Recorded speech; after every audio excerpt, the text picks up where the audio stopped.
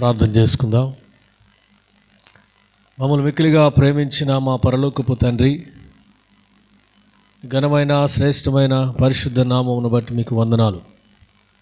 ఉదయకాలం మరొకసారి మీ పాద సముఖానికి రావడానికై మీరు చూపిన కృపను బట్టి మీకు వందనాలు. నాయన, మమ్మల్ని సజీవులుగా ఉంచినందుకై స్తోత్రాలు. గతించిన రాత్రి మీరు మాకు ఇచ్చినటువంటి సుఖమైన నిద్రను బట్టి స్తోత్రాలు. ఈ ఉదయకాలమే నీ పాద సముఖంలోనికి రావడానికి, నీ మందిరంలోకి రావడానికి మీరు కృప చూపినందుకై స్తోత్రాలు చెల్లిస్తున్నాం. ఈ సమయంలో నేను పాటల ద్వారా స్తుతిస్తూ ఉండగా మీరు మహిమ పొందండి. వాక్యము ద్వారా ప్రభా మీరు మాతో మాట్లాడి నన్ను మమ్ములను బలపరచమని యేసుక్రీస్తు పరిశుద్ధ నామమును బట్టి ప్రార్థించి అడిగి వేడుకొనుచున్నాను తండ్రి, ఆమేన్. ప్రభు నిన్ను స్తుతింతును,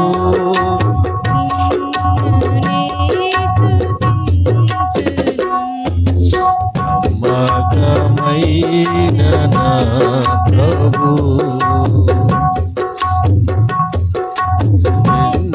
ఎన్నోసార్లు నీ కృపను విడిచియుంటినో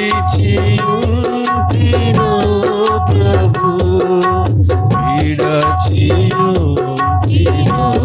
ప్రభు, అందనతోడ నీదరిన్ చేర్చినన్ క్షమించితివి. నమ్మకమైన నా ప్రభు నిన్ను నే స్తుతింతును,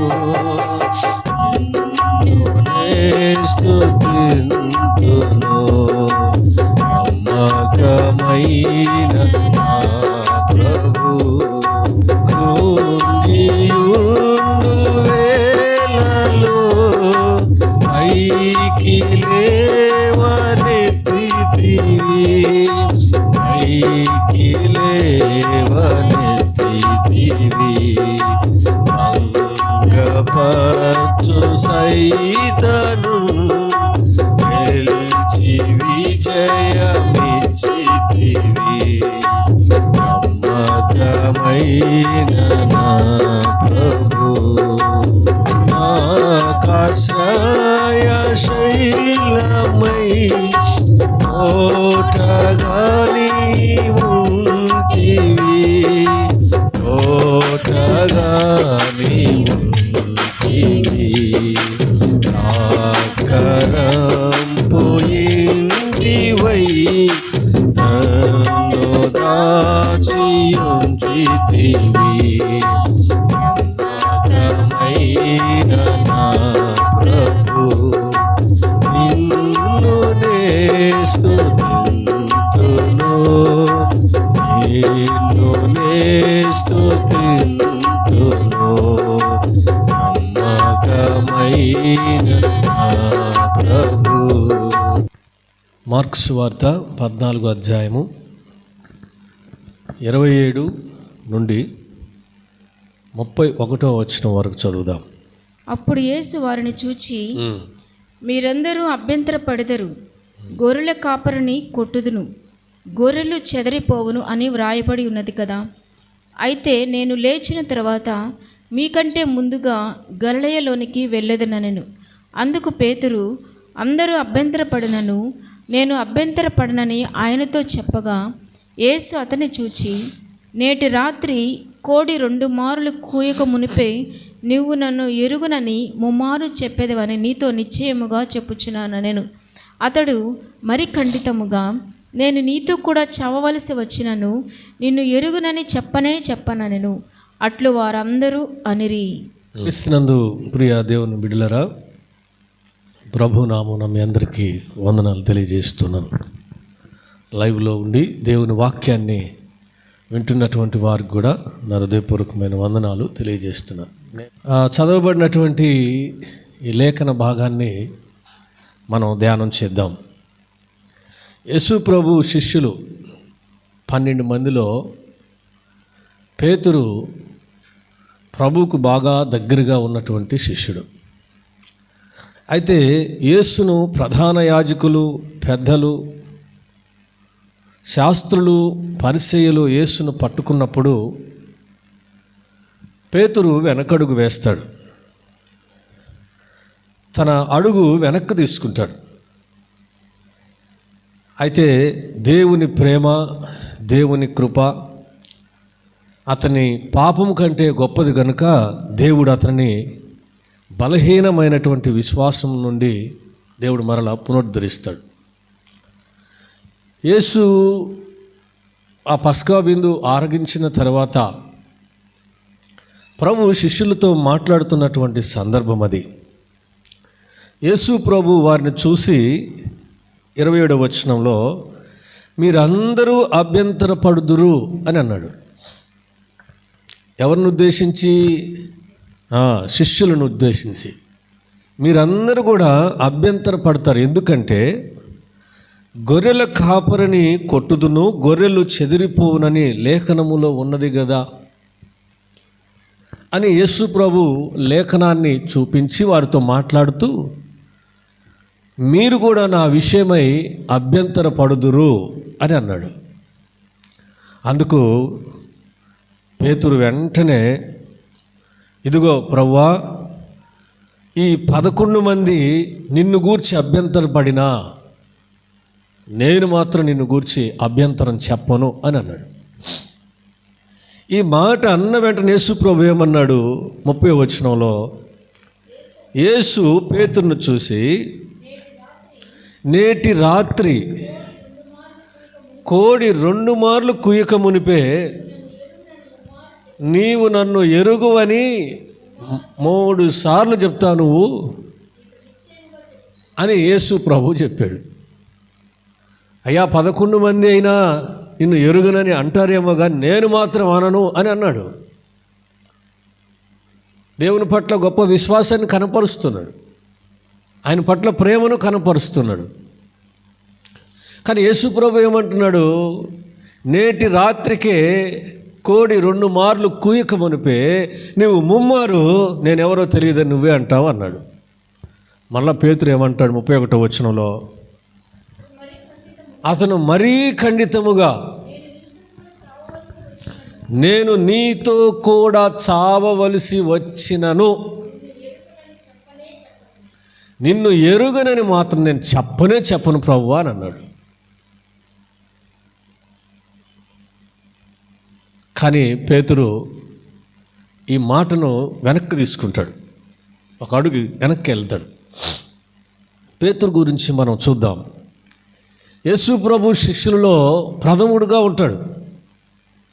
ఉన్న 12 మంది టీంలో మరి పేతురు కాస్త మాట్లాడగలిగిన వ్యక్తి. పేతురు మాటకు శిష్యులు కూడా సమాధాన పడేటువంటి విధానం ఉన్నది. యేసు అంతకుముందు సీమోన్ ఎత్తన పేరు. సీమోన్ అనగా రెల్లు. ఆ సీమోన్ అనబడిన వ్యక్తికి దేవుడు పేతురు అని నామకరణం చేస్తాడు. పేతురు అనగా రాయి, గట్టివాడు అని అర్థం. యేసుక్రీస్తును గొప్పగా ఒప్పుకున్నది కూడా పేతురే. యేసు ప్రభు పన్ను కట్టాల్సి వచ్చినప్పుడు ఆనాటి అధికారులు ఆయన దగ్గరకు వచ్చినప్పుడు పేతురుతోనే చెప్తాడు, నువ్వు సముద్రానికి వెళ్ళి గాలం వేసి ఒక చేపను పట్టు, ఆ చేపలో నుండి షెక్కేలు తీసుకొచ్చి వీరికి పన్ను కొట్టంటే ఆ పని కూడా చేసింది పేతురే. యేసు ప్రభు 12 మంది శిష్యుల్లో నీటి మీద నడిచి వచ్చిన వాడు కూడా పేతురే. ప్రభు చెప్పినప్పుడు యేసు అంతరంగిక శిష్యులు 3 ఉన్నారు. ఆంతరంగిక శిష్యులు, వారిలో పేతురు కూడా ఒకడు. యేసు పేతురును గూర్చి నమ్మకమైన స్నేహితుడిగా చూశాడు. యేసు పట్ల కూడా ఎంతో విధేయత కలిగిన వాడు పేతురు. ఆయన పట్ల అపారమైన నమ్మకం పేతురుకున్నది. ఒకానొక సందర్భంలో ఇదే పేతురు యేసు ప్రభువును తిరస్కరించినాడు. నీవెవరో నాకు తెలియదన్నాడు. పేతురు తనను తిరస్కరిస్తాడని కూడా ప్రభువుకు తెలుసు. ప్రభువుకు తెలుసు పేతురు శిష్యులు ఒకానొక సందర్భంలో ఖచ్చితంగా వీరు నన్ను తిరస్కరిస్తారు, నన్ను వదిలి వెళతారు, నీవెవరో కూడా తెలియదనే మాట వీరు అంటారని ప్రభువుకు తెలుసు. పేతురు తనను తిరస్కరిస్తాడని ముందుగా తెలుసు. ఎందుకంటే సాతాను ఎదురుదాడిలో పేతురు నిలబడలేడని యేసు ప్రభువుకు తెలుసు. సాతాను యొక్క ఎదురుదాడిలో పేతురు నిలబడలేడని, శిష్యులు కూడా నిలబడలేరని ఆయన ముందుగానే ఎరిగిన దేవుడు. ప్రియ దేవుని బిడ్డలారా, మనం ఎంతో భక్తి కలిగి ఉన్నా, గొప్ప విశ్వాసం కలిగి ఉన్నా, క్రీస్తు నిమిత్తం మన ప్రాణం అర్పించగలిగేంత రోషమున్నా, సాతాను మనలను మన మాట మీద నిలబడకుండా పడిపోయేటట్లు చేస్తాడు. అందుకే మనం జాగ్రత్తగా ఉండాలి. సాతానుడు మనల్ని ఎప్పుడు కూడా విశ్వాసంలో నుండి, భక్తి జీవితంలో నుండి, నమ్మకత్వంలో నుండి సాతానుడు మనల్ని పడగొడతాడు. ఎవరు కూడా ఒక్క క్షణంలో పడిపోరు, టపాను పడిపోరు. విశ్వాసంలో పడిపోవడానికి ముందు కొన్ని వైఫల్యాలు ఉంటాయి.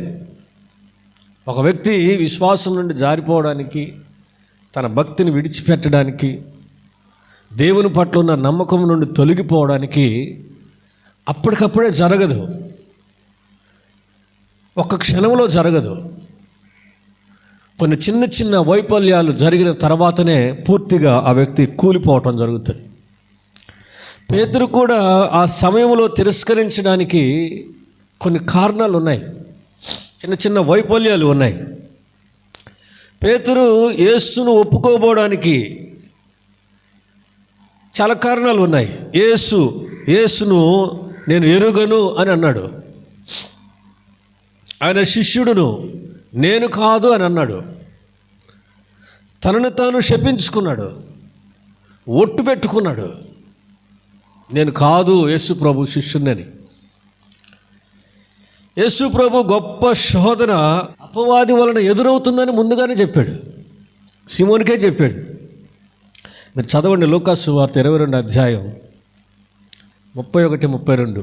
సీమోను సీమోను, ఇదిగో సాతాను మిమ్మను పట్టి గోధుమల వలె జల్లించుటకు మిమ్మను కోరుకునేను, కానీ నీ నమ్మిక తప్పిపోకుండునట్లు నేను నీ కొరకు వేడుకుంటుని.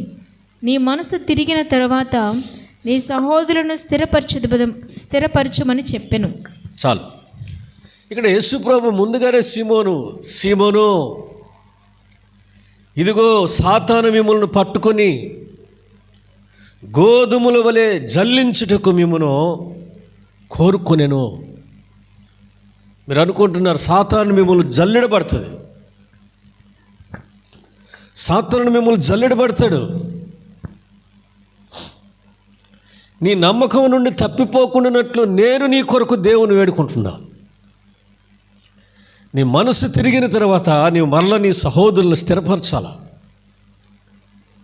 సాతాను మిమ్మల్ని జల్లెడ పట్టబోతూ ఉన్నాడు. గమనించండి ప్రియ దేవుని బిడ్డలారా, శత్రువైన అపవాది దృష్టి, వారి ఆలోచన ఎరిగిన దేవుడుగా ముందుగానే సీమోను పేతురుకు చెప్తున్నాడు, ఇదిగో సాతాను మిమ్మను జల్లెడబడతాడు. పాత రోజుల్లో మిల్లర్స్ అంటే రైస్ మిల్ లేనప్పుడు గ్రామాలలో ఒడ్లు దంచేవారు బియ్యం చేయడానికి. ఈ బియ్యం గింజను సపరేట్ చేయడానికి చాలా పని జరుగుతుంది. దంచుతారు, పొట్టంతా తీసేస్తారు, మరలా జల్లెడబడతారు, అందులో ఇంకేమైనా ఉంటే ఏర్పడేస్తారు. సాతానును కూడా మనల్ని అలాగనే జల్లెడబడతాడు. మన అసలు స్వభావం ఏమిటో చూపించడానికి, దేవునికి మనం ఏమిటో చూపించడానికి. సాతాను మిమ్మల్ని అనేక విషయాల్లో జల్లెడబడతాడు. ఒక్క విషయంలోని కాదు, అనేక విషయాల్లో. 14 అధ్యాయం 27 వచనం మార్కు సువార్త, మీరందరూ నా నిమిత్తమై అభ్యంతర పడుదురు అని అంటే పేతురు ఏమంటాడు? అందరు అభ్యంతర పడినా నేను మాత్రం అభ్యంతర పడను అంటాడు. యేసు ప్రభు 30వ వచనంలో ఏముంది? నేటి రాత్రి కోడి 2 మార్లు కూయక మునిపే నీవు నన్ను ఎరుగవని ముమ్మారు చెప్పాడంట. సో యేసు ప్రభు హెచ్చరించాడు, ఇదిగో పేతురు, సాతానుడు మిమ్మల్ని జల్లెడ పడతాడు, గోధుమలు జల్లెడ పట్టినట్టుగా జల్లెడ పడతాడు. సో మీరందరూ కూడా ఈ ప్రవచన ప్రకారం మీరందరూ కూడా అభ్యంతరం చెప్తారు అని దేవుడు హెచ్చరించాడు పేతురుని. అయితే పేతురు దాన్ని సీరియస్గా తీసుకోలేదు. పేతురు ఆ విషయంలో సీరియస్గా తీసుకోకపోగా, నేను నీతో కూడా చావవలసి వచ్చినను నిన్ను ఎరుగునని నేను చెప్పాను కదా, ఇక నేను మరలా ఎందుకు వెనక్కి వెళ్తాను, నేను ఎందుకు వెనక్కి మాట తీసుకుంటాను అనేటువంటి ఆత్మవిశ్వాసంతో ఉన్నాడు. పేతురేమో ఆత్మవిశ్వాసం ఉంది, నేను పడిపోను, నేను ఒకవేళ చావవలసి వస్తే నీతో పాటు చస్తా కానీ నేను నిన్ను ఒప్పుకోకుండా ఉండనయ్యా అనేటువంటి గొప్ప ఆత్మవిశ్వాసం, నమ్మకం పేతురులో ఉంది. కానీ దేవుడు హెచ్చరించాడు, ఇంత నమ్మకం ఉన్నా, ఇంత విశ్వాసం ఉన్నా, అంత ఆత్మవిశ్వాసం ఉన్నా పేతురు సాతానుడు మిమ్మల్ని జల్లెడ పట్టబోతున్నాడు అని చెప్పాడు.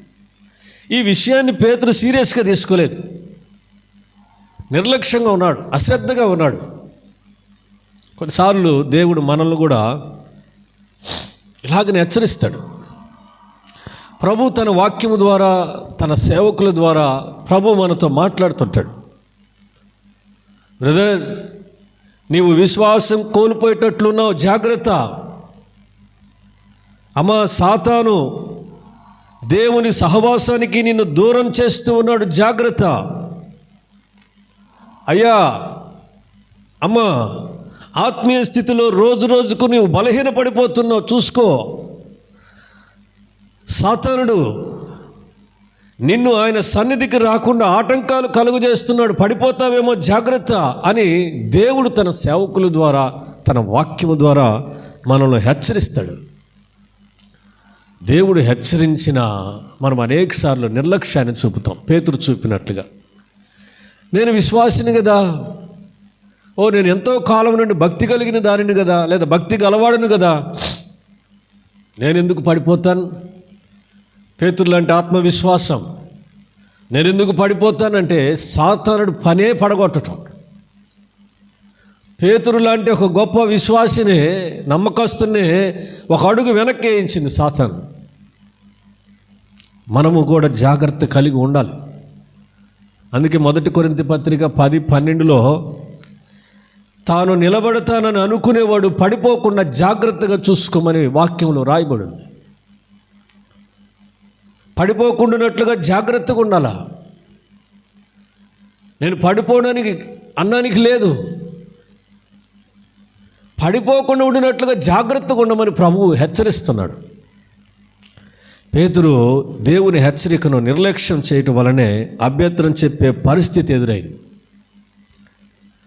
పేతురు తొట్టుపాటు పడుటకు యేసును నేను ఎరుగను అని చెప్పుటకు అతని వైఫల్యం ఏమిటి? ఈ మాట చెప్పడానికి కారణం ఏమిటి? వైఫల్యం ఏమిటి చెప్పండి? నిర్లక్ష్యం.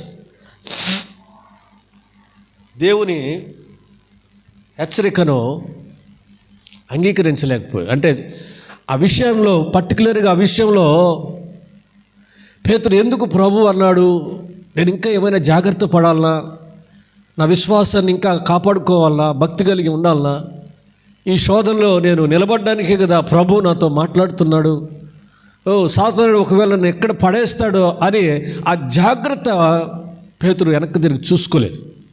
ఎందుకంటే పేతురుకున్న విశ్వాసం అది. నేను ఎందుకు పడిపోతాను, నేను ఎందుకు నా ప్రభువును కాదంటాను, ఎవడొచ్చినా ఎవరేమన్నా నా ప్రభువును కాదని నేను ఎందుకు అంటాను అనే విశ్వాసం తనకున్నది. కానీ అయితే సాతానుడు ఒక చిన్న పాప కదా, చిన్న అమ్మాయి, నువ్వు పేతురు కదా అంటే ఏమన్నాడు, నేను ఎరుగును అంటాడు.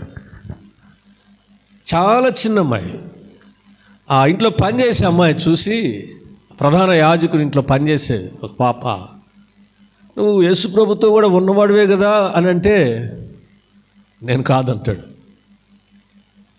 ప్రియ దేవుని బిడ్డలారా, అపవాది మనల్ని శోధిస్తాడు. అపవాది మనకు శోధన గురి చేస్తాడు.